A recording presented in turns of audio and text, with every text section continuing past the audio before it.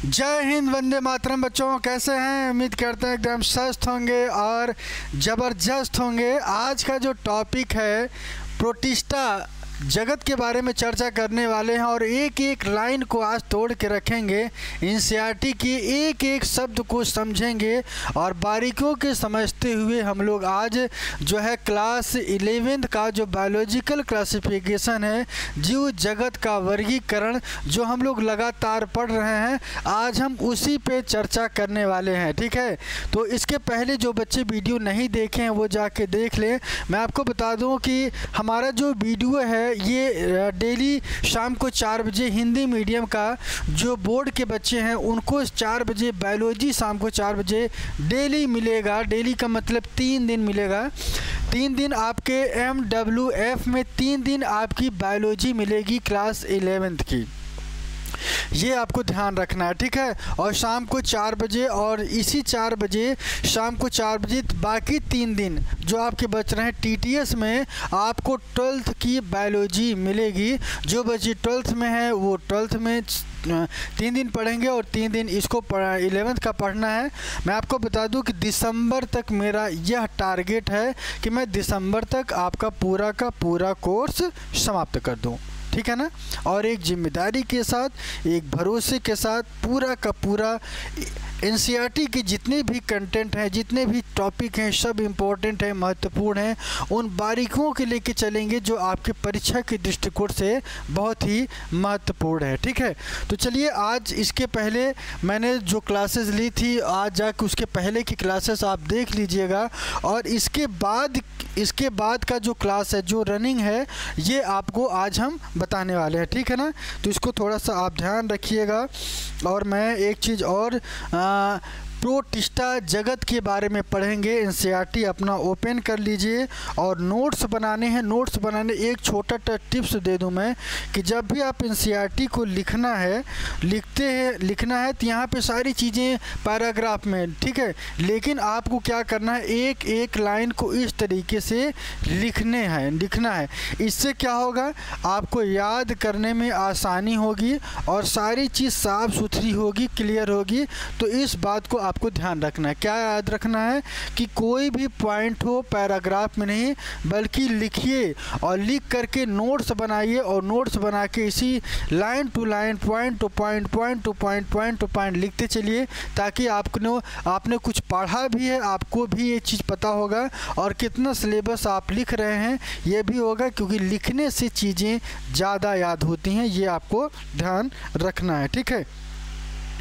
तो एक बार देख लीजिए, पैराग्राफ को आपको पढ़ लेना है और पैराग्राफ को पढ़िए, फिर मैं स्टार्ट करता हूं आपके लिए आज के टॉपिक को। एक एक लाइन एनसीईआरटी की उन सभी बातों की चर्चा करेंगे जो आपके एग्ज़ाम के लिए बहुत ही महत्वपूर्ण है, ठीक है ना। हेडिंग डाल लीजिएगा, प्रोटिस्टा जगत के बारे में आज हम लोग पढ़ने वाले हैं। प्रोटिस्टा जगत एक ऐसा टॉपिक है जहाँ से एक क्वेश्चन आपके लिए बनता है, चाहे आपका मेडिकल नीट का एग्ज़ाम हो या आपका जो है आपके बोर्ड में, तो यहाँ भी पूछा जा सकता है आपको एक प्रश्न, ठीक है।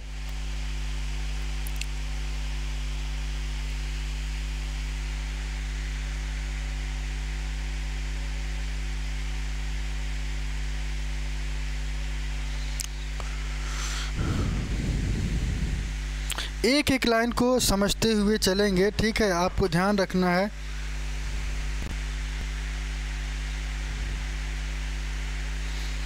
तो चलिए देखते हैं, एक एक चीज़ को आज हम आपको सामने रखेंगे और अपना एकदम दिमाग खोल के रख दीजिएगा और ऐसी कोई चीज़ ना समझ में आए उसको आपको बता के चलना है, ठीक है ना। जो चीज़ न समझ में है उसको कमेंट में आप ज़रूर करिएगा, ताकि उन सारी चीज़ों को आपको करना है। कहते हैं सपनों की उड़ान बाकी है, हौसलों का इम्तिहान बाकी है। कहते हैं सपनों की उड़ान बाकी है, हौसलों का इम्तिहान बाकी है। अब तो सिर्फ लड़ी है कुछ बाजियां, जीत का पूरा अभी आसमान बाकी है। तो आज का जो ये स्लोगन के साथ हम लोग अपने क्लास की स्टार्टअप कर रहे हैं, जहाँ पे आपको बताने वाले हैं एक एक चीज़ को, एक एक लाइन को, एक एक पॉइंट को पढ़ते हुए चलना है। जो नीट की तैयारी कर रहे हैं अभी से लग जाएं, क्योंकि उनका भविष्य उनके हाथ में है। कोई आपका भविष्य नहीं लिखने वाला, कोई आपका जो है उद्धार नहीं करने वाला है। जो भी आप करेंगे आप ही के द्वारा होगा, ठीक है। तो चलिए देखते हैं एक एक पॉइंट्स को। प्रोटिस्ट जगत के बारे में चर्चा करने वाले, तो सबसे पहले पहली लाइन की तरफ चलते हैं। यहाँ पे पहली लाइन आपकी क्या कह रही है? सभी एक कोशिकीय यूकैरियोटिक। पहली ही लाइन पहला क्वेश्चन क्या कह रहा है? ये क्वेश्चन कह रहा है कि सर ये बताइए कि सभी एक कोशिकीय यूकैरियोटिक को प्रोटिस्टा के अंतर्गत रखा गया है। पहला लाइन फिर से मैं कह रहा हूँ कि प्रोटिस्टा के अंतर्गत एक कोशिकीय यूकैरियोटिक को रखा गया है। किसको रखा गया है? यूकैरियोटिक को रखा गया प्रोटिस्टा के अंतर्गत। तो ये आप उसको ध्यान रखना है, ठीक है ना।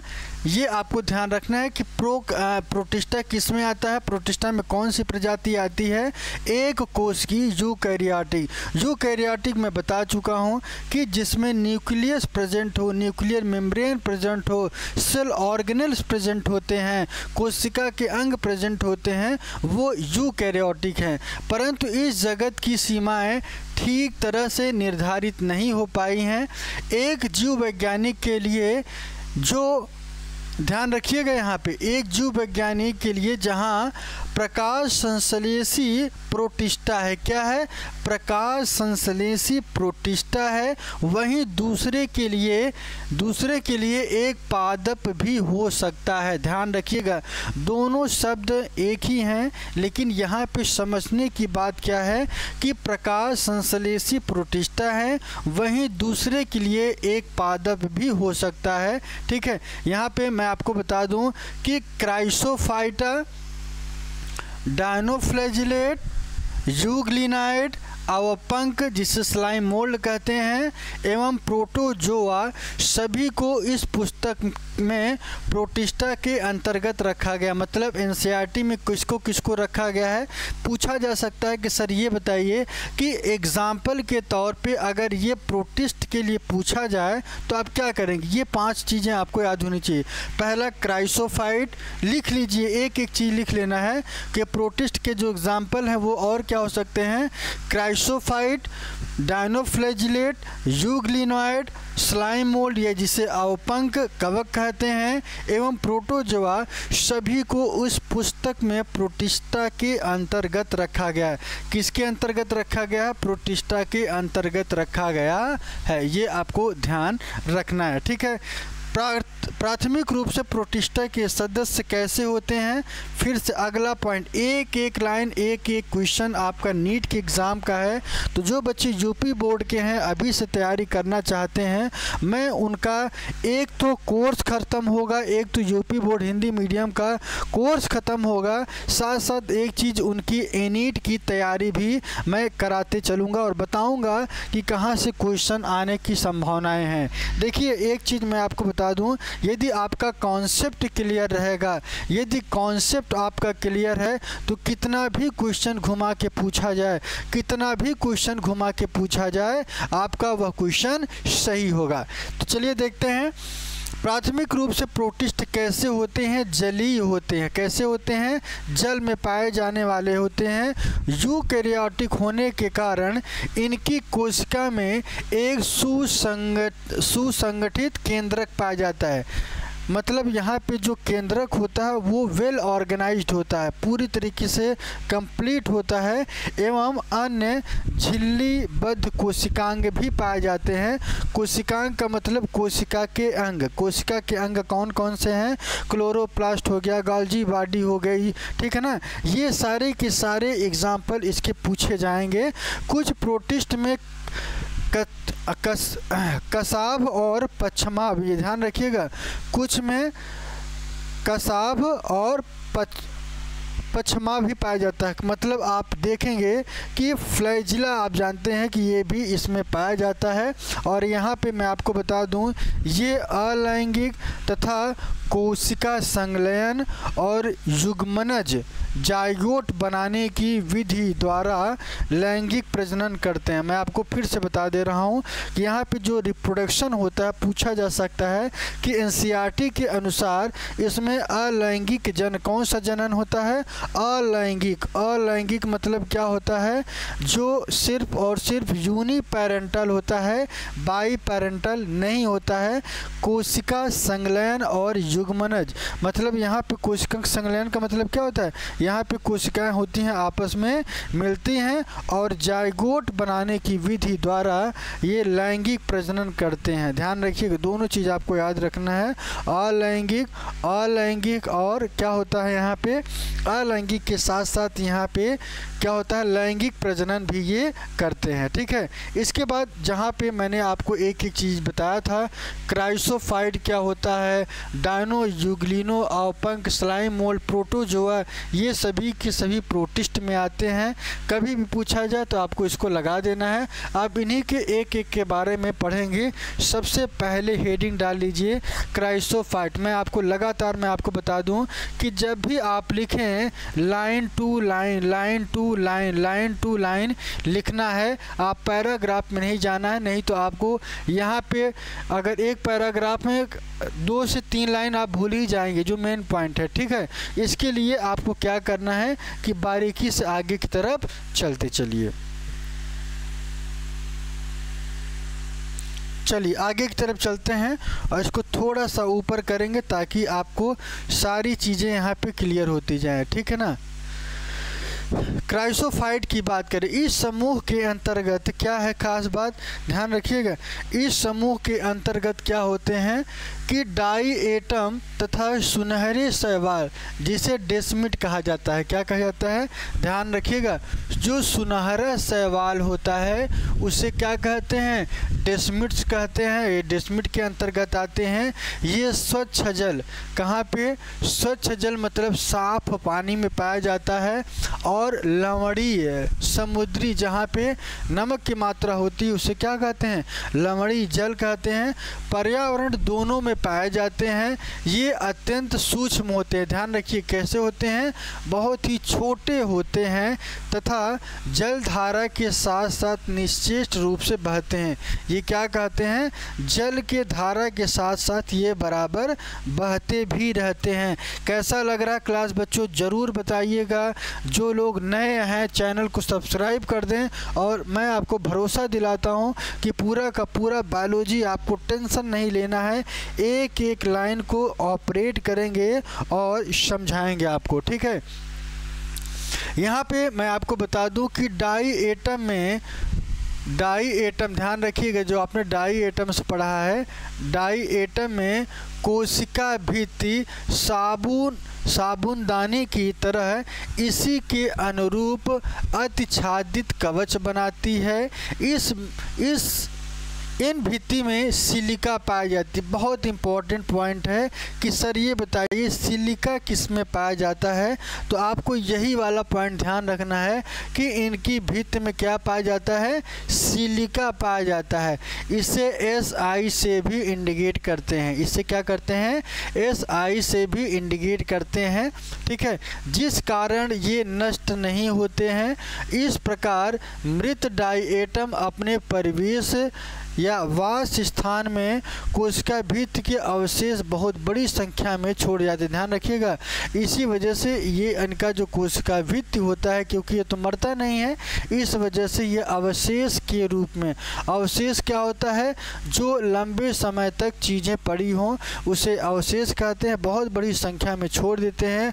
करोड़ों वर्षों में जमा होते हुए इस अवशेष को डाईएटमी सॉयल, ये बहुत महत्वपूर्ण है, डाईएटमी मृदा कहा जाता है। डाईएटमी मृदा कहा जाता है।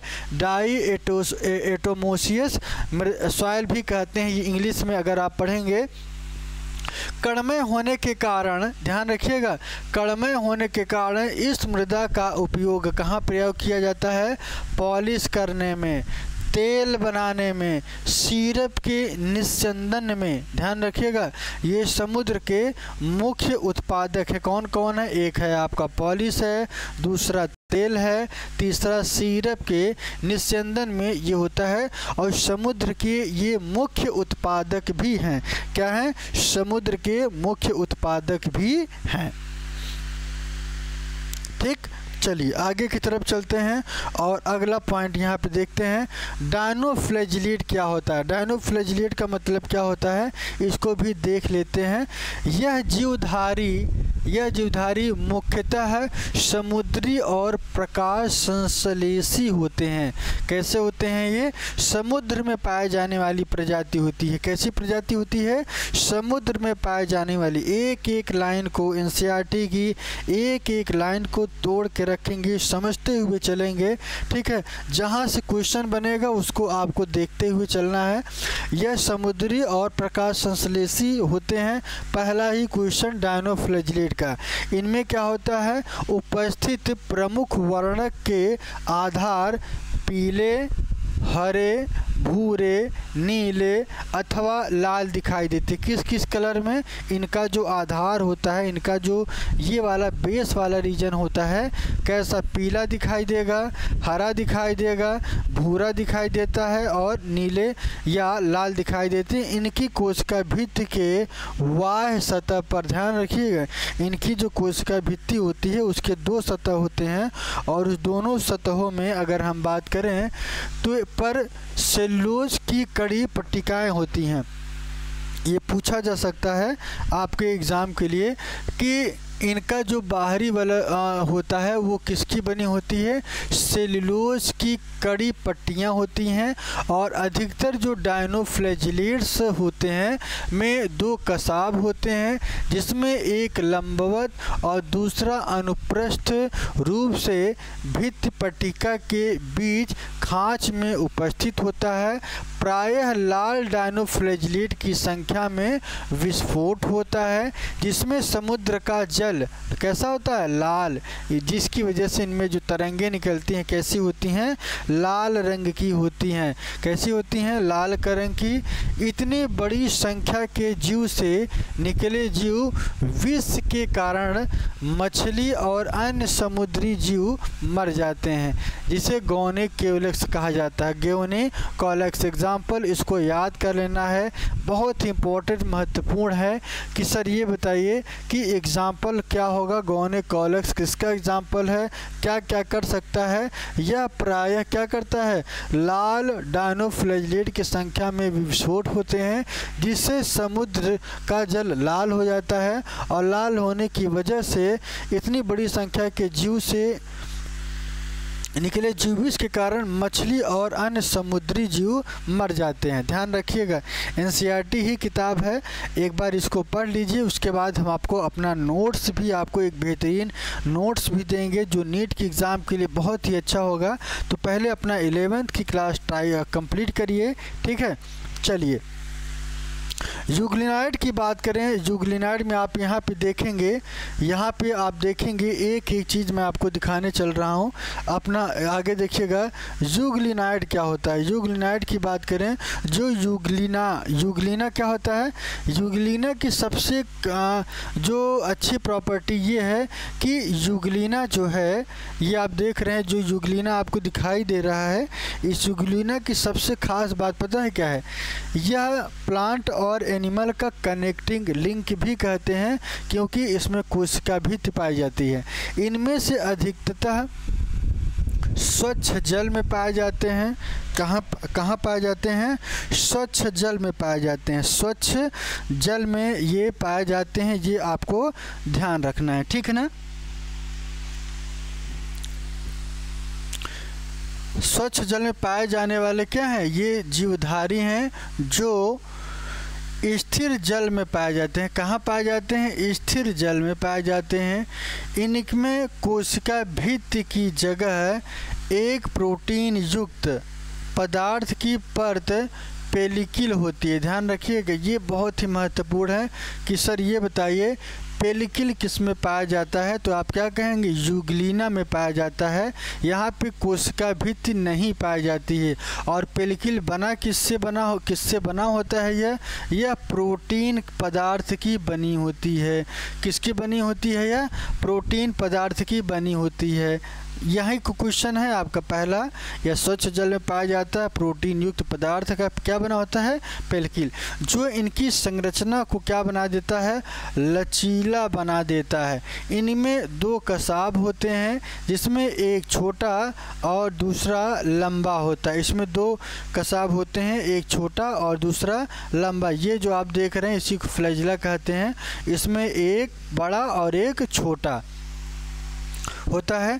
यद्यपि सूर्य के प्रकाश की उपस्थिति में ये कैसे होते हैं, प्रकाश संश्लेषी होते हैं, लेकिन सूर्य के प्रकाश के नहीं होने पर ये सूक्ष्म जीवधारियों का शिकार कर परपोषी की तरह व्यवहार करते हैं और आश्चर्यजनक रूप से यूग्लिनाइड में पाए जाने वाले वर्णक उच्च पादपों में उपस्थित वर्णकों के समान होते हैं। ठीक है, उदाहरण के लिए यूग्लिना, ये इसका फिगर है 2.4 में इसका फिगर आप देखेंगे। ये किसका है, क्राइसोफाइटा का। उम्मीद करते हैं यहाँ तक सारी चीज़ें समझ में आ गई होंगी, क्योंकि ये आप देख रहे हैं जब ये इनकी सबसे खास बात है क्या है यूग्लिना की। यूग्लिना क्या करता है कि इनका जो नेचर होता है प्लांट की तरह भी करते हैं और ये एनिमल की तरह। प्लांट की तरह नेचर ये तब करते हैं जब इनको धूप की उपस्थिति में, जब इनको अपना भोजन मिल जाता है तो ये प्लांट की तरह कैरेक्टर करेंगे। जब इनको धूप नहीं मिलता है तो परपोषी मतलब दूसरे के शरीर से अपना पोषण करते हैं, जिसे परपोषी कहते हैं। और यहाँ पे आपको बता दें कि परपोषी जो दूसरे के शरीर से अपना भोजन प्राप्त कर ले उसे क्या कहते हैं, परपोषी कहा जाता है। ठीक है, आश्चर्यजनक रूप से यूग्लिनाइड में पाए जाने वाले वर्णक उच्च पादपों में वर्णकों के समान होते हैं। इसका एग्जाम्पल, यूग्लिना का एग्जाम्पल क्या है, यूग्लिना, इसको याद कर लीजिएगा। उम्मीद करते हैं ये आपको क्लियर हो गया होगा। ठीक है, इसके बाद आगे की तरफ चलते हैं। अवपंख कवक किसे कहते हैं, स्लाइम मोल्ड। ध्यान रखिएगा, इसको इंग्लिश में स्लाइम मोल्ड के भी नाम से जानते हैं। किस नाम से जानते हैं, स्लाइम मोल्ड। यह अवपंख कवक मृतपोषी प्रोटिस्ट है। मृतपोषी मतलब जो क्या करता है कि मृत शरीर से, मृत जो डेड बॉडीज होती हैं उससे अपना पोषण प्राप्त करता है। ये सड़ती हुई टहनियों तथा पत्तों के साथ गति करते हुए जैविक पदार्थों का किसका भक्षण करते हैं, जैविक पदार्थों का भक्षण करते हैं। ठीक है ना, ये आपको याद रखना है कि जैविक पदार्थों का भक्षण कौन करता है, तो इसे अवपंख कवक या स्लाइम मोल्ड कहते हैं। ठीक है, अनुकूल परिस्थितियों में यह समूह प्लाज्मोडियम बनाते हैं जो कई फीट तक लंबाई का हो सकता है। जो क्या होता है, कई फीट की लंबाई का हो सकता है। और प्रतिकूल परिस्थिति में ये क्या करते हैं, बिखर कर सिरों पर बीजाणु युक्त, इनका जो सिरा होता है वहाँ पे बीजाणु युक्त फलनकाय बनाते हैं। और इन बीजाणु का परिक्षेपण वायु के साथ होता है। किसके साथ होता है, वायु के साथ होता है। ये आपको ध्यान रखना है। स्लाइम मोल्ड की बात होगी। ठीक है, इसके बाद चलते हैं आगे।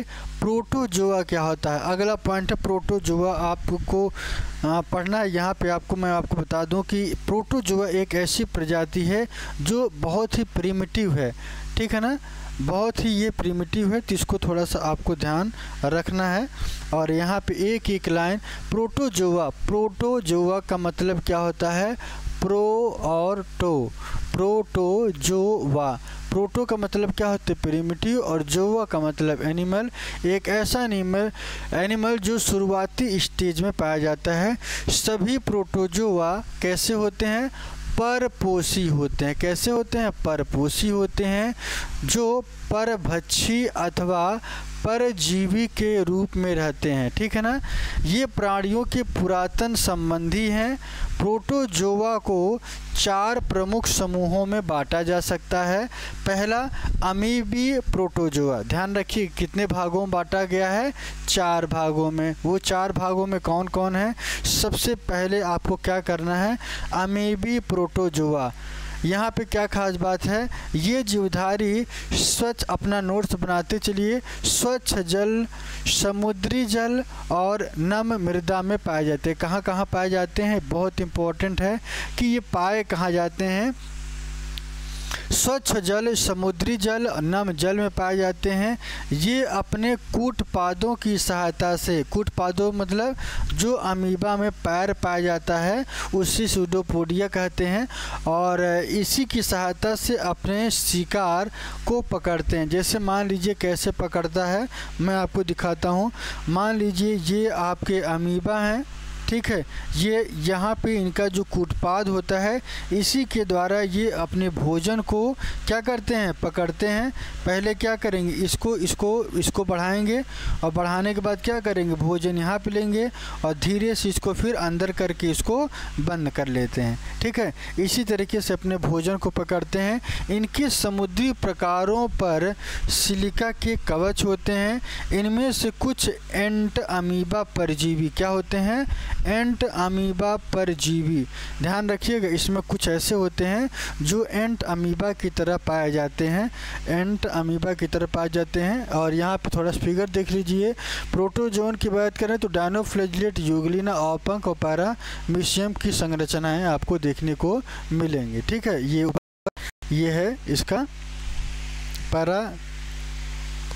ठीक है, पैरामीशियम का है। और ये आपका जो है स्लाइम मोल्ड का है। और ये आपको देखा, किसको देखा आपने, यूग्लिना को, ठीक है। और यहाँ पे जो आगे था, ठीक है। इसके बाद आगे की तरफ चलते हैं और यहाँ पे एक एक चीज़ को आगे की तरफ लेके चलेंगे। आपको क्या करना है, एनसीईआरटी की एक एक लाइन आप लिखते चलिए, ऐसे लिखना है, ठीक है ना। ऐसे लिखते हुए आगे बढ़ना, एक लाइन इसकी, एक लाइन इसकी, एक लाइन इसकी। मतलब आपको पैराग्राफ में नहीं पढ़ना है, बल्कि एक एक लाइन जब आप लिख लेंगे तो क्लियर हो जाएगा, ठीक है। इसके बाद कसाभी प्रोटोजोआ, इस समूह के सदस्य स्वच्छंद परजीवी होते हैं, ठीक है ना। क्योंकि यहाँ पे फ्लैजिला पाया जाता है, फ्लैजिला होने की वजह से बड़े आसानी से यह एक स्थान से दूसरे स्थान इनका मूवमेंट हो जाता है, ठीक है। इनके शरीर पर कसाभ पाया जाता है। परजीवी कसाभी प्रोटोजोआ बीमारी के कारण होता है। परजीवी कसाभी प्रोटोजोआ कब होता है, जब कोई व्यक्ति बीमार होता है तब ये आता है, ठीक है। जिनसे निद्रालु व्याधि नामक बीमारी होती है। याद रख लीजिएगा, कौन सी बीमारी होती है, निद्रालु व्याधि नामक बीमारी होती है, जो किससे होता है, ट्रिपैनोसोमा से। किससे होता है बच्चों, ट्रिपैनोसोमा से। उम्मीद करते हैं समझ में आ रहा होगा। और इसके बाद पक्षमाभी प्रोटोजोआ, पक्षमाभी प्रोटोजोआ क्या होता है, ये कैसे होते हैं, जलीय होते हैं, अत्यंत सक्रिय, गति करने वाले जीवधारी हैं। बहुत ही सक्रिय तरीके से ये गति करते हैं, क्योंकि इनके शरीर पर, सबसे मेन पॉइंट यही है कि इनके शरीर पर पक्षमाभ पाए जाते हैं। इनमें एक गुहा ग्रसिका होती है, जो कोशिका का सतह के बाहर की तरफ खुलती है, और पक्षमाभों की लयबद्ध गति के कारण जल से पूरित भोजन गलेट की तरह भेज दिया जाता है। और जैसे कि क्या, पैरामीशियम, ये आपको चित्र द में आपको याद रखना है। फिगर भी बनाते चलिएगा, जैसे कोई चीज़ आप अगर लिख रहे हैं, पढ़ रहे हैं, तो उसका एक फिगर ज़रूर बना लीजिएगा, ठीक है। स्पोरोजोआ की बात करें, स्पोरोजोआ में आप देखेंगे कि स्पोरोजोआ क्या होता है, इस समूह में वे विविध जीवधारी आते हैं जिनके जीवन चक्र में संक्रमण करने योग्य बीजाणु जैसी अवस्था पाई जाती है। इसमें सबसे कुख्यात प्लाज्मोडियम को आप जानते हैं कि प्लाज्मोडियम से कौन सी बीमारी होती है, मलेरिया परजीवी। याद रख लीजिएगा, जो बच्चे 11th में हैं, जो बच्चे कल 12th में जाएंगे, जो बच्चे कल नीट की तैयारी करेंगे, उनको ये आपको याद रखना है। जिसके कारण मानव की जनसंख्या पर आघात पहुंचाने वाला प्रभाव पड़ा। ठीक है ना। ये मानव को क्या करता था, जब मच्छर काटने से मलेरिया से क्या होते थे कि पहले बहुत सारे लोग मर जाते थे। ठीक है, इसको आपको ध्यान रखना है। इसके बाद थोड़ा सा और आगे की तरफ चलते हैं, कवक की तरफ चलेंगे। कवक में सबसे ख़ास बात क्या है कि यहाँ पे थोड़ा सा इसको मैं ऊपर कर देता हूँ ताकि कुछ जो जनरल कैरेक्टर हैं पहले उसको देख लेते हैं, फिर इनके अंदर की तरफ चलेंगे। ठीक है ना। एक एक लाइन को तोड़ के समझाएंगे आपको ताकि कोई आपके दिमाग में कन्फ्यूज़न ना हो। ठीक है, चलिए देखते हैं। कवक की बात कर रहे हैं, हेडिंग डाल लेना है आपको। क्या डालना है? कवक डालना है। ठीक है, यहाँ पे आपको मैं बताऊँ एक पॉइंट, यह परपोषी, ध्यान रखिएगा परपोषी क्यों होता है। थोड़ा सा एक लाइन यहाँ पे मैं बोल दूँ, फिर आप आगे चलना। दरअसल कवक का जो नेचर होता है, ये कवक में क्लोरोफिल पाया नहीं जाता है और क्लोरोफिल न पाने की वजह से यह सफ़ेद दिखाई देता है और सफ़ेद दिखाई देने की वजह से यह अपना भोजन नहीं बना पाता। आपने देखा होगा कि जो कवक हैं, कवक कहाँ लग जाता है, जैसे अचार में लग जाता है। ठीक है ना, अचार जो हम लोग खाते हैं उसमें लग जाएगा। पानी को अगर आपने उसमें पानी से भीगा हुआ हाथ डालते हैं तो धीरे धीरे वो नमी पा करके वहाँ पे फंगस उपजाऊ हो जाते हैं। ब्रेड में लग जाता है, जूते जो चमड़े के होते हैं उसमें लग जाते हैं। तो ये आपको ध्यान रखना है। ठीक है, यहाँ पे कवक फंजाई की बात करें तो परपोषी जीवों में फंजाई कवक का जीव जगत में विशेष अद्भुत स्थान है। इनकी आकारकी तथा वास स्थानों में बहुत ही भिन्नता होती है। आपने नम रोटी, ध्यान रखिएगा, सड़े हुए फलों में पाया जाता है, रोटी में देखा गया है इनको। और सामान्य छत्रक जैसे कि मशरूम और कुकुरमुत्ता आपने देखा होगा, जिसे टोड स्टोल भी कहते हैं। ध्यान रखिएगा, मशरूम जिसमें आप देखते हैं, मशरूम को आपने देखा होगा कि छत्रक की तरह कुछ छतरी नमा के स्ट्रक्चर होता है। और यहाँ पे कुकुरमुत्ता जिसे टोड स्टोल, कुकुरमुत्ता आपने देखा होगा। ठीक है, टोड स्टोल भी फंजाई है। सरसों की पत्तियों पर स्थित सफ़ेद धब्बे परजीवी फंजाई के कारण होते हैं। कुछ एक कोशिकीय फंजाई जैसे ईस्ट का उपयोग रोटी तथा बियर बनाने के लिए किया जाता है। अन्य फंजाई पौधों तथा जंतुओं के रोग के कारण होते हैं। उदाहरण के लिए गेहूं में कीट रोग पूछा जाता है कि गेहूं में कीट रोग कौन सा, एक प्रश्न है ये। गेहूं में कौन सी बीमारी होती है जो कवक के द्वारा होता है? वह कीट रोग होता है। कीट रोग पक्सीनिया के कारण होता है। कीट रोग किसके होता है? पक्सीनिया एक फंजाई का नाम है, पक्सीनिया ग्रामिनेस उसका नाम है, जिसकी वजह से गेहूं में यह बीमारी पैदा होती है। कुछ फंगल जैसे पेनिसिलियम, ध्यान रखिएगा, से प्रतिजैविक एंटीबायोटिक का निर्माण होता है। और फंजाई विश्वव्यापी है और ये कहाँ मिलता है? हवा में, जल में, मिट्टी में। ठीक है ना, जंतु में, पौधों पर ये पाए जाते हैं। ये गर्म तथा नम स्थानों पे सरलता से उग जाते हैं। ठीक है। और क्या आपने कभी ये सोचा है कि हम अपने भोजन को रेफ्रिजरेटर में क्यों रखते हैं? इसका सबसे बड़ा कारण ये है कि हम अपने भोजन को इसलिए रखते हैं ताकि बैक्टीरिया अथवा फंजाई के कारण ख़राब होने से बच जाएं। ठीक है ना। फंजाई कैसा होता है? फिलामेंटस होता है, तंतुमानुमा होता है। ये अपने फिलामेंट को क्या करता है? बढ़ाते रहता है। लेकिन ईस्ट एक कोशिक है। इसका अपवाद ये है, ये लंबी पतली धागों की तरह संरचनाएं होती हैं जिन्हें कवक तंतु कहते हैं। ध्यान रखिएगा, पतले धागे की जो संरचनाएं होती हैं उन धागों को क्या कहते हैं? क्या कहते हैं? कवक तंतु कहते हैं। और कवक तंतु के जाल को कवक जाल कहा जाता है, जिसे अंग्रेजी में माइसीलियम के भी नाम से जानते हैं। ठीक है, माइसीलियम के भी नाम से जानते हैं, ये भी आपको ध्यान रखना है। और यहाँ पे मैं आपको बता दूं कि कुछ कवक तंतु सतत नलिकाकार होते हैं जिनमें बहुकेंद्रकी कोशिका द्रव्य जिससे साइटोप्लाज्म भरा होता है, जिन्हें संकोशिकी कवक तंतु कहते हैं।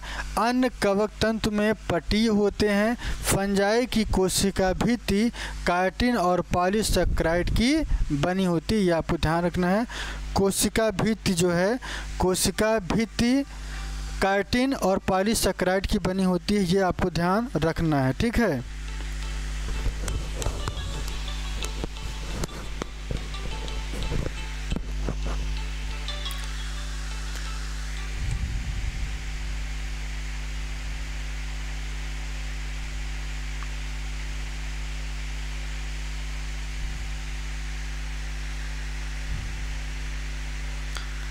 ये महत्वपूर्ण है। यहाँ पे फंजाई की कोशिका भित्ति काइटिन और पॉलीसैकेराइड की बनी होती है। ठीक है।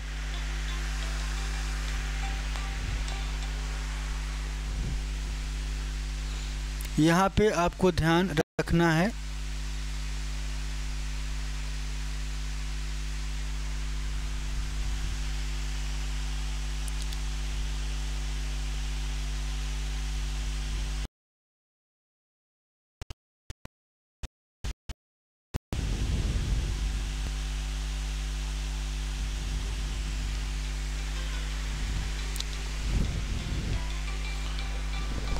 इसको हम देखते रहिए।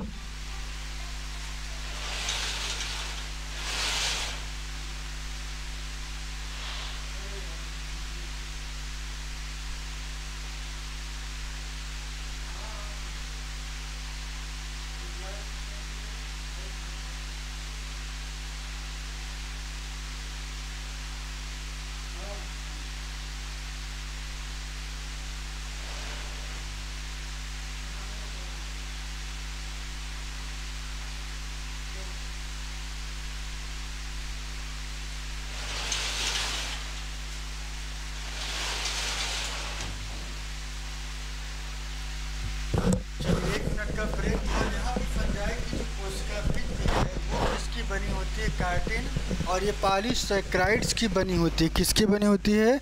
काइटिन और पॉलीसैकेराइड्स की बनी होती है। ठीक है ना। ये बहुत ही महत्वपूर्ण है। फंजाई की कोशिका भित्ति काइटिन तथा पॉलीसैकेराइड की बनी होती है। ये बहुत महत्वपूर्ण है। दोनों के दोनों सब कुछ भूल जाना, लेकिन इस बात को आपको नहीं भूलना है कि किसकी बनी होती है। अधिकांश फंजाई कैसे होते हैं? परपोषित होती हैं। ये मृत बस्ट्रेसेस से घुलनशील कार्बनिक पदार्थों को अवशोषित कर लेती हैं। अतः इन्हें मृत जीवी कहते हैं। जो फंजाई सजीव पौधों और जंतुओं पर निर्भर करती हैं उन्हें परजीवी कहते हैं। दोनों चीज़ याद रखना है। जो मृत जीवी, जो मरी हुई चीज़ों पर निर्भर करती है उसे मृत जीवी, और परजीवी उन्हें कहा जाता है जो सजीव पौधे और जंतुओं पर रह के अपना निर्भर करते हैं जीवन पर। यहाँ पे देखिए, पर और जीवी। परजीवी का मतलब क्या होता है? एक ऐसा जीव जो दूसरे जीवित शरीर से रह के अपना न्यूट्रिशन, अपना प्रोटीन प्राप्त कर ले, उसे क्या कहते हैं? परजीवी कहते हैं। ऐसी फंजाई को ठीक है, यहाँ पे परजीवी कहते हैं। और यहाँ पे आपको बता दें, अगला पॉइंट थोड़ा देखिएगा, अगला पॉइंट क्या है इसको साफ कर दें एक बार। यहाँ पे देखेंगे कि ये शैवाल किसके साथ, शैवाल और लाइकेन के साथ और उच्च वर्गीय पौधों के साथ कवक क्या बनाता है, मूल बना लेता है। और इस तरीके की फंजाई को क्या कहते हैं, सहजीवी फंजाई कहलाती। क्या कहलाती है, सहजीवी फंजाई कहलाती है। ये आपको ध्यान रखना है, ठीक है। चलिए अगले पॉइंट की तरफ चलते हैं। और अगला पॉइंट क्या है, फंजाई में और ख़ास बातें क्या होती हैं कि इसमें जनन कैसे होता है। जनन के लिए क्या क्या होता है आपको याद रखना है कि फंजाई में जो जनन होता है कायिक जनन, खंडन, विखंडन, मुकुलन विधि द्वारा होता है। 3 चीज़ें याद रखनी है, कायिक, खंडन, विखंडन तथा मुकुलन विधि द्वारा होती है। अलैंगिक जनन बीजाणु जिसे कोनिडिया कहते हैं अथवा धानी बीजाणु और चल बीजाणु द्वारा, ध्यान रखिएगा यहाँ पे क्या होता है कि अलैंगिक जनन बीजाणु जिसे कोनिडिया कहते हैं अथवा धानी बीजाणु अथवा चल बीजाणु द्वारा, चल बीजाणु द्वारा क्या करते हैं, चल बीजाणु द्वारा होता है। लैंगिक जनन निक्सिक्तांट या ओस्पोरा कहा जाता है। एस्कस बीजाणु तथा बेसिडियम बीजाणु द्वारा होता है। ध्यान रखिएगा जो लैंगिक जनन होता है ओस्पोरा के द्वारा, आप पढ़ेंगे ओस्पोरा के द्वारा, आपको याद रखना है एस्कस बीजाणु के द्वारा और बेसिडियम बीजाणु के द्वारा। पूछा जाता है कि सर ये बताइए कि जो फंगस में लैंगिक जनन होता है किसके द्वारा होता है, ओस्पोरा, एस्कस बीजाणु और बेसिडियम बीजाणु द्वारा होता है। विभिन्न बीजाणु सुस्पष्ट संरचनाओं में उत्पन्न होते हैं जिन्हें क्या कहते हैं, फलनकाय कहा जाता है। क्या कहा जाता है, फलनकाय। लैंगिक जनन में निम्नलिखित 3 सोपान होते हैं, पहला, दूसरा और तीसरा। पहला क्या होता है, जो 2 चल अथवा अचल युग्मकों के प्रोटोप्लाज्म का संलयन होना है, इस क्रिया को प्लाज्मोगैमी कहते हैं। मैं आपको बता दूं कि प्रोटोप्लाज्म, ध्यान रखिएगा, प्रोटोप्लाज्म का जो ये आगे वाला हिस्सा होता है ये जुड़ता है और जुड़ने की वजह से इसे क्या कहते हैं, प्लाज्मोगैमी कहते हैं। 2 केंद्रक का संलयन होना जिसे केंद्रक संलयन, ध्यान रखिएगा जब 2 केंद्रक मिल जाएं तो इससे क्या कहते हैं, इसे क्या कहते हैं, केंद्रक संलयन कहते हैं। जब 2 प्रोटोप्लाज्म जुड़ जाए 2 कोशिकाओं के तो उसे क्या कहते हैं, प्रोटोप्लाज्म संलयन कहते हैं, ठीक है। युग्मनज में मियोसिस के कारण अगुणित बीजाणु बनाना, लैंगिक जनन में संयोजन संगम के दौरान 2 अगुणित कवक तंतु पास आते हैं और संलयित हो जाते हैं। ध्यान रखिएगा मैं आपको बताऊं कि जो हैप्लॉइड बीजाणु होते हैं, हैप्लॉइड बीजाणु में क्या होता है, मियोसिस होता है और मियोसिस होने के बाद ये क्या होते हैं कि तंतु इनके पास आ जाते हैं और बाद में मिल जाते हैं, जिससे कुछ फंजाई में 2 गुणित कोशिकाओं में संलयन के तुरंत बाद क्या एक द्विगुणित 2n कोशिका बन जाती है। यद्यपि n फंजाई एस्कोमाइसिटीज में एक मध्यवर्ती द्विकेंद्र की अवस्था जिसे n+n अर्थात एक कोशिका में 2 केंद्रक बनते हैं, ऐसी परिस्थिति को केंद्रक युग्मक कहते हैं तथा इस अवस्था को फंगस की द्विकेंद्र की प्रवस्था भी कहा जाता है। यहाँ पे कई बार पूछा गया है कि द्विकेंद्रक प्रवस्था किसमें पाई जाती है और ये कब होता है, तो आप क्या कहेंगे, फंगस में पाया जाता है। इसको थोड़ा सा ऊपर कर दें ताकि आपको सारी चीज़ें क्लियर होती चलें, ठीक है। चलिए देखते हैं यहाँ पे द्विकेंद्र की प्रवस्था कहते हैं, बाद में पैतृक केंद्रक संलयन हो जाते हैं। यहाँ पे जो पैतृक जो पेरेंटल जो होते हैं वो संलयित हो जाते हैं और कोशिका द्विगुणित बन जाती है। फंजाई फलनकाय बनाती है जिसमें न्यूनीकरण विभाजन होता है जिसके कारण अगुणित बीजाणु बनते हैं। कवक जाल की आकार की बीजाणु बनाने तथा फलनकाय बनाने का विधि विधि को विभिन्न वर्गों में व्यक्त करने का आधार भी इसको मानते हैं। तो ये आपको ध्यान रख लेना है, ठीक है। पहले क्या था ये एक बार मैं फिर समझा देता हूँ, फिर से समझा देता हूँ ताकि आपको कोई कन्फ्यूज़न ना हो, ठीक है। यहाँ पे इस वाले पैराग्राफ में को मैं फिर से ले लेता हूँ। क्या कह रहे हैं, मैं साफ कर दूं फिर क्लियर करता हूं। यहाँ पे कह रहे हैं युग्मनज में मियोसिस के कारण हैप्लॉइड बीजाणु बनते हैं, अगुणित बीजाणु बनते हैं। मतलब डिप्लॉइड नहीं बल्कि कैसे होते हैं, ये हैप्लॉइड होते हैं। एक बार इसको थोड़ा सा और समझ लीजिए ताकि यहाँ पे कोई कन्फ्यूजन ना हो। जब ये हैप्लॉइड होंगे तो मान लीजिए हैप्लॉइड होंगे तो इनके जो तंतु होते हैं आसपास आते हैं और जुड़ जाते हैं। कुछ फंजाई में दो गुणित कोशिकाओं के संलयन के तुरंत बाद कुछ फंजाइम कैसा होता है, दो गुणित, यहाँ पे अगुणित है, यहाँ पे गुणित वाले मिल करके क्या करते हैं, मिलने के बाद 2n कोशिका बन जाती है।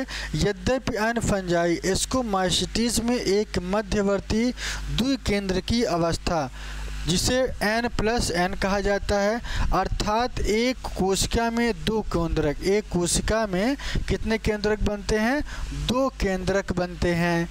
ऐसी परिस्थिति में केंद्रक युग्म, जब दो केंद्रक मिल जाएंगे तो उस अवस्था को क्या कहते हैं, केंद्रक युग्म कहा जाता है।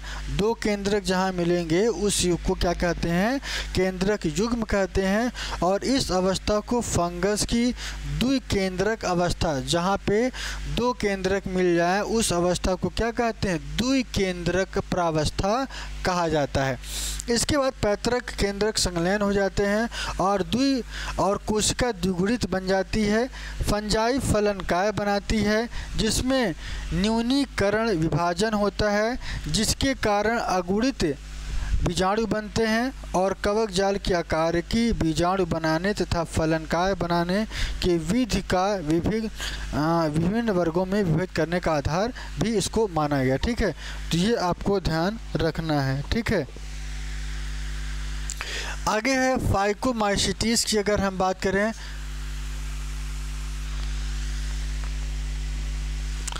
अगला है फाइकोमाइसिटीज, एस्कोमाइसिटीज, ड्यूटेरोमाइसिटीज, ये देखेंगे। सबसे पहले हेडिंग डालना है फाइकोमाइसिटीज क्या होता है, ठीक है ना। फाइकोमाइसिटीज, यहाँ पे 1 मिनट का ब्रेक लेते हैं फिर आगे की तरफ बढ़ेंगे।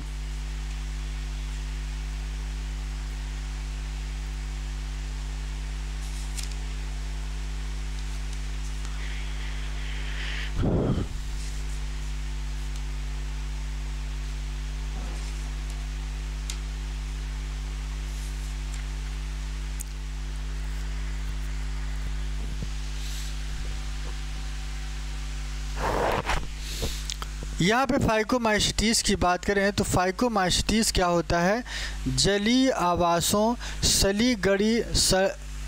जो सड़ी गड़ी लकड़ियाँ होती हैं वहाँ पे नम तथा सीलन भरे स्थानों अथवा पौधों पर अविकल्पी परजीवी के रूप में पाए जाते हैं। अविकल्पी परजीवी के रूप में ये पाए जाते हैं, इसको आपको ध्यान रखना है, ठीक है। रूप में पाए कवक जाल अपटीय और बहुकेंद्रकीय होता है। अलैंगिक जनन चल बीजाणु अथवा अचल बीजाणु द्वारा होता है। अलैंगिक जो इसमें एसेक्सुअल रिप्रोडक्शन होता है वह किसके द्वारा होता है, चल बीजाणु अथवा अचल बीजाणु द्वारा होता है। ये बीजाणु धानी में अंतर जाति उत्पन्न करते होते हैं। दो युग्मकों के संलयन से युग्माणु बनते हैं। इन युग्मकों की आकार की एक जैसी समयुग्मकता अथवा भिन्न असम युग्मकी अथवा विषम युग्मकी को भी कहा जाता है। यहाँ पे आपको इसको ध्यान रखना है। फाइकोमाइसिटीज में इसे क्या कहते हैं, आप देखेंगे कि दो युग्मकों के संलयन से युग्माणु बनते हैं। इन युग्मकों की आकार की एक जैसी सम युग्मकता अथवा विभिन्नता वालों को क्या कहते हैं, असम युग्म की और विषम युग्म की। मतलब आप देखेंगे कि जहाँ पे दो ही चीज़ समान होंगे उसे क्या कहते हैं, होमोजीनियस, हेटेरोजीनियस आपने सुना होगा, ठीक है। इनके सामान्य उदाहरण कौन कौन से याद करना है, ये पूछा जाता है कि फाइकोमाइसिटीज के एग्जाम्पल कौन है। एक है आपका म्यूकर है, दूसरा राइजोपस है, क्या है, राइजोपस है। यह रोटी की कवक से पहले ही बता चुके हैं। और एल्ब्यूगो की बात करें तो सरसों पर परजीवी फंजाई है। आपको ध्यान रखना है कौन किस पे, म्यूकर, राइजोपस और एल्ब्यूगो, ये 3 एग्जाम्पल हैं जो फाइकोमाइसिटीज़ में पाए जाते हैं। आगे की तरफ चलते हैं। अगला पॉइंट, कोई चीज़ न समझ में आए तो आप उसको कमेंट कर सकते हैं, ठीक है। एस्कोमाइसिटीज़ की बात करें तो एस्कोमाइसिटीज़ में सबसे खास बात क्या है, यहाँ पे थोड़ा सा देख लेते हैं। ये थैली फंजाई भी नहीं कहा जाता है। विरले पाए जाने वाले एस्कोमाइसिटिक एक कोशिकी जैसे ईस्ट, सैक्रोमाइसिटीज़ के अलावा ये बहुकोशिकीय जैसे पेनिसिलियम होती हैं। और यह मृतजीवी अपघटक परजीवी अथवा समलरागी जिसे पशु विष्टा भी कहा जाता है, ये हिंदी मीडियम का जो कॉन्सेप्ट है इसको आपको ध्यान रखना है, पर उगने वाली होती हैं। और कवक जाल शाखित तथा पटी, ये नेटवर्क मतलब ये जाल बनाती हैं और इनकी जाल में शाखाएं बनती हैं, पटी होती हैं, ठीक है ना, ये याद रखना है। अलैंगिक बीजाणु कोनिडिया होते हैं। अलैंगिक मतलब जो एसेक्सुअल रिप्रोडक्शन होता है वहाँ पे एक कोनिडिया पाई जाती है जो विशिष्ट कवक जाल जिसे कोनिडियम धर्म कहते हैं पर बहिर्जात रूप से उत्पन्न होते हैं। कोनिडिया अंकुरित होकर कवक जाल बनाते हैं। लैंगिक बीजाणु को एस्कस बीजाणु कहते हैं। क्या कहते हैं, एस्कस बीजाणु। ये बीजाणु थैलिसम एस्कस में अंतर्जातीय रूप से उत्पन्न होते हैं। ये एस्कस एक बचन एस्कस विभिन्न प्रकार की फलनकाय में लगी रहती हैं जिन्हें क्या कहते हैं, एस्कोकार्प कहा जाता है। ये आपको ध्यान रखना है, ठीक है ना। इसके अलावा कुछ एग्जाम्पल हैं, एस्परजिलस है, क्लेविसेप्स है और न्यूरोस्पोरा, 3 इसके एग्जाम्पल हैं, आपको याद रख लेना है। एग्जाम्पल जब भी लिखिएगा उसको लास्ट में लिखना है, ठीक है, ताकि आप एक बार देखें तो आपको याद में हो जाए, ठीक है। न्यूरोस्पोरा का उपयोग जैव रासायनिक तथा आनुवंशिक प्रयोगों में बहुत किया जाता है। इसी कारण यह पादप जगत के ड्रोसोफिला के समान प्रसिद्ध है।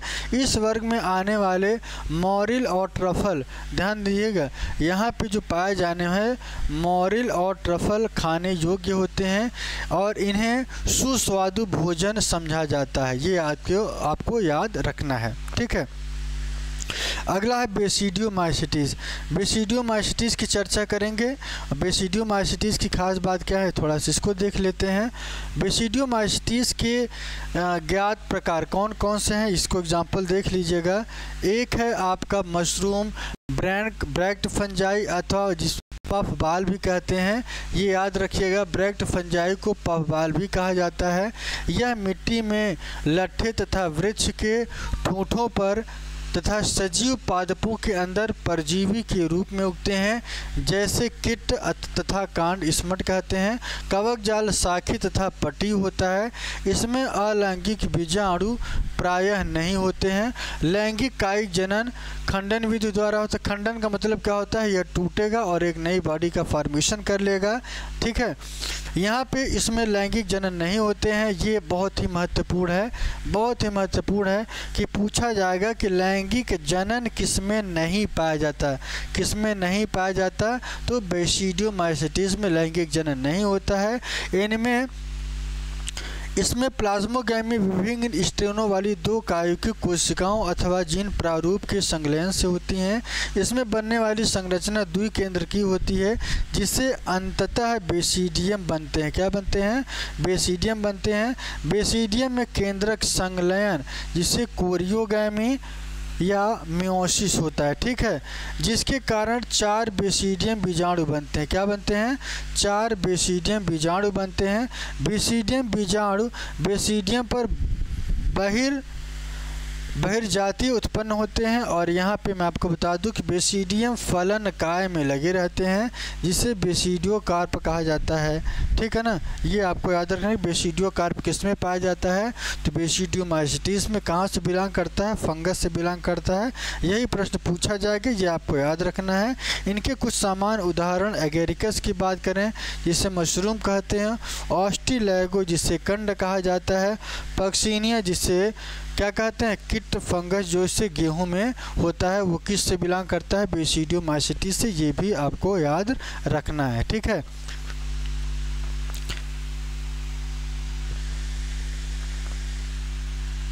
यहाँ पे एक चीज़ और है, उसको भी देख लेते हैं। अगला है ड्यूटरोमाइसिटीज़। ध्यान रखिएगा, ड्यूटरोमाइसिटीज़ बहुत इंपॉर्टेंट है। यहाँ से एक क्वेश्चन कई बार पूछा जाता है एग्ज़ाम में, ठीक है।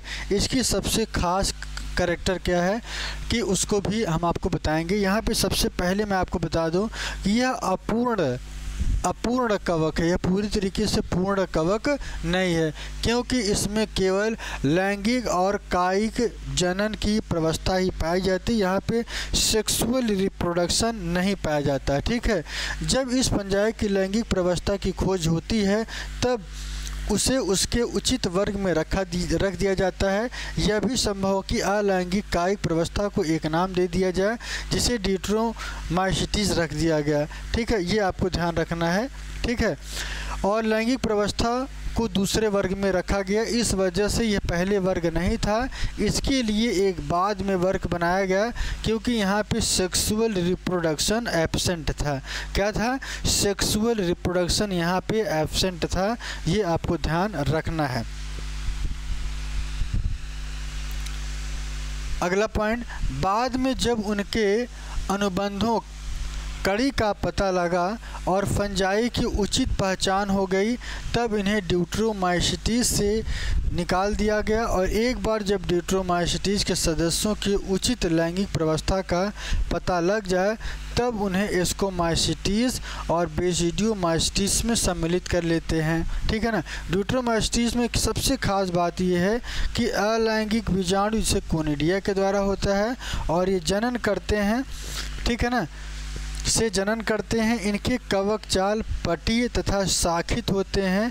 कुछ सदस्य मृत जीवी अथवा खनिज के चक्रण में सहायता करते हैं। इनके कुछ उदाहरण ध्यान रखिएगा, एग्जाम्पल बहुत इंपॉर्टेंट है, एग्जाम्पल बहुत इंपॉर्टेंट है कि ड्यूटरोमाइसिटीज़ के कौन से एग्जाम्पल हैं। एक है अल्टरनेरिया, एक है कोलीट्राइकम, ठीक है ना, और ट्राइकोडर्मा। 3 एग्जाम्पल हैं इसके ड्यूटरोमाइसिटी के, अल्टरनेरिया, कोलीट्राइकम और कौन सा है? ट्राइकोडर्मा। ये आपको ध्यान रखना है। और यहाँ पे मैं आपको बता दूँ कि आज का जो क्लास है यहीं पे ख़त्म करेंगे। अगली जो क्लास होगी इसके आगे का होगा, जहाँ की हम मान रहे हैं कि अगले दिन जब आएगा तो उस दिन ये क्लास पूरी तरीके से समाप्त हो जाएगी। मतलब एनसीईआरटी के 2 चैप्टर बायोलॉजी के समाप्त हो जाएंगे। जो हमारे चैनल पे नए हैं, सबसे पहले चैनल को सब्सक्राइब कर लें, बेल आइकन को दबा दें ताकि उनको बराबर नोटिफिकेशन मिलता रहे। बाकी अपडेट देते रहिए। बाय बाय, टेक केयर, अपना ध्यान रखिए। जय हिंद, जय भारत।